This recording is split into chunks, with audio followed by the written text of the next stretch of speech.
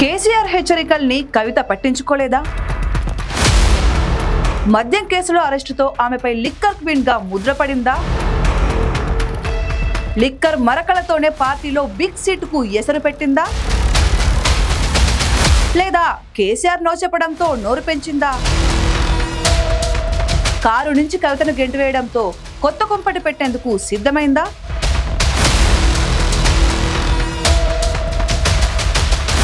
BRS నుంచి suspension కు గురైన కేసీఆర్ తనయ్య జాగృత నాయకురాలు కవిత రాజకీయాలు ఎలాంటి మలుపు తిరుగుతాయి, ఆమె ఎలాంటి నిర్ణయం తీసుకుంటారన్నది ఇప్పుడు చర్చగా మారింది. పార్టీలో మొదటి నుంచి ఫైర్ బ్రాండ్ నాయకురాలుగా వ్యవహరించిన కవిత ఇప్పుడు తన దూకుడుతోటే తనకు చేటు తెచ్చుకుంటున్నారన్న వాదన వినిపిస్తుంది. డియర్ డాడీ లేఖకు ముందు తర్వాత కూడా కవిత సెంట్రిక్ గా రాజకీయాలు సాగుతున్నాయి. ఢిల్లీ మద్యం కుంభకోణంలో చిక్కుకున్నప్పుడు కేసీఆర్ ఆమెను హెచ్చరించారన్న వార్తలు వస్తున్నాయి. మద్యం గొడవ అసలు మనకెందుకు అని కేసీఆర్ తన కుమార్తెను ప్రశ్నించారన్న చర్చ జరిగింది. అయితే ఆమె విడిపించుకోలేదని, ఫలితంగానే జైలుకు వెళ్లాల్సి వచ్చిందని కూడా పార్టీలో చర్చ సాగింది.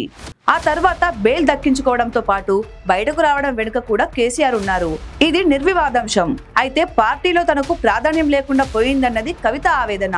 పార్టీ అధికారం కోల్పోయిన తర్వాత మండలి సభ్యురాలిగా ఉన్న కవిత తనకు మండలిలో బీఆర్ఎస్ పక్ష నాయకురాలి పదవిని ఆశించారు. కానీ కేసీఆర్ ఆమెకు ఆ పదవి ఇవ్వలేదు. ఇదే సమయంలో పార్టీలో తనకు కేటీఆర్ తో సమానంగా మరేదైనా పదవి ఇవ్వాలని డిమాండ్ చేశారు కవిత.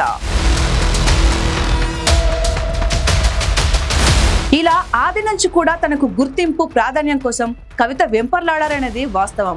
కానీ అప్పటికే హరీష్ రావు, కేటీఆర్ల మధ్య ఆధిపత్య ధోరణి పెరిగిందన్న చర్చ ఉన్న నేపథ్యంలో కేసీఆర్ కవితకు అంత కీలక పదవులు ఇవ్వకపోవడంతో ఆమెలో సహజంగానే అసంతృప్తి రాజుకుంది. ఇక తన నిర్ణయాలు కూడా ఎవరూ పట్టించుకోవడం లేదనే ఆవేదనతోనూ ఉన్నారు కవిత. వాటన్నింటి కలగలుపుగానే డియర్ డాడీ లేఖను సంధించారు.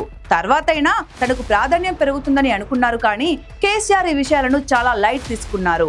ఇక తాజాగా తండ్రి కోసం అంటూ పార్టీని ఇరుకున పడేలా కాళేశ్వరం అవినీతిపై వ్యాఖ్యలు చేశారు కవిత. ఇవి విపక్షాలకు బలమైన ఆయుధంగా మారాయి. ఈ మొత్తం కాళేశ్వరం ఎపిసోడ్లో కేసీఆర్ గారికి మరక అంటిందంటే ఇద్దరు ముగ్గురు వ్యక్తులు కారణం. మాజీ రాజ్యసభ సభ్యుడు ఒకలైతే, హరీష్ రావు గారు ఒకలైతే, ఈ పెద్ద పెద్ద కాంట్రాక్టర్లు అందరితో కుమ్మక్కై కేసీఆర్ గారు ప్రజల కోసం ఆలోచన చేస్తే, నీళ్ళ కోసం ఆలోచన చేస్తే, వీళ్ళు సొంత వనరుల కోసం, డెవలప్మెంట్ కోసం, ఆస్తులు పెంచుకోవడం కోసం ఆలోచన చేసి ఇవాళ మీ వల్ల రేవంత్ రెడ్డి లాంటి వ్యక్తి, తెలంగాణ ఉద్యమానికి సంబంధం లేని వ్యక్తి, కేసీఆర్ గారి కాలి గోటికి సరిపోని వ్యక్తి, ఆయన నిలబడి కేసీఆర్ గారిని చేయెత్తి చూపించి కేసీఆర్ గారి మీద సిబిఐ ఇవాళ నేను వేస్తా అని చెప్తున్నాడంటే కారణం ఎవరు దీనికి? ఈ పరిణామాల క్రమంలోనే కేసీఆర్ సస్పెండ్ చేశారు కవితను. అయితే దీనికి ముందే కేసీఆర్ కవితతో 2 దఫాలుగా ఫోన్లో చర్చించినట్టు సమాచారం. తాజాగా పార్టీ కీలక నాయకురాలు సత్యవతి రాథోడ్ చెప్పిన విషయం మేరకు కవితతో కేసీఆర్ ముచ్చటించినట్టు సమాచారం ఉంది. ఆమెను తగ్గాలని, కీలక వ్యాఖ్యలు చేయొద్దని కూడా సూచించారని సమాచారం ఉంది. కానీ కవిత ఎక్కడా వినిపించుకునే పరిస్థితిలో లేకపోవడంతోనే పార్టీ నుంచి సస్పెండ్ చేసినట్టు చెప్పారు. ఆయన ఎంత ఆలోచించి, ఎంత మదనపడి ఇలాంటి నిర్ణయం తీసుకొని ఉంటారో తను గుర్తిస్తే మంచిదని చెప్పి మేము భావిస్తాము. అయితే అనేక పార్టీలు పుట్టినాయి, కాలగర్భంలో కలిసిపోయినాయి. వారు పార్టీ పెట్టుకునే, ఇది ప్రజాస్వామ్య దేశం, ప్రజాస్వామ్యం, ఎవరికైనా పార్టీ పెట్టుకునే హక్కు ఉంది, ఆ ఫ్రీడమ్ ఉంటుంది, అవకాశం ఉంటుంది. కాబట్టి పెట్టుకుంటే తప్పు లేదు. తెలంగాణ జాగృతి పేరుతో సొంత కుంపటి ఏర్పాటు చేసుకునే అవకాశం ఉందని రాజకీయ వర్గాల్లో చర్చ సాగుతుంది. మరి ఏం జరుగుతుందో చూడాలి. జై తెలంగాణ, జై కేసీఆర్.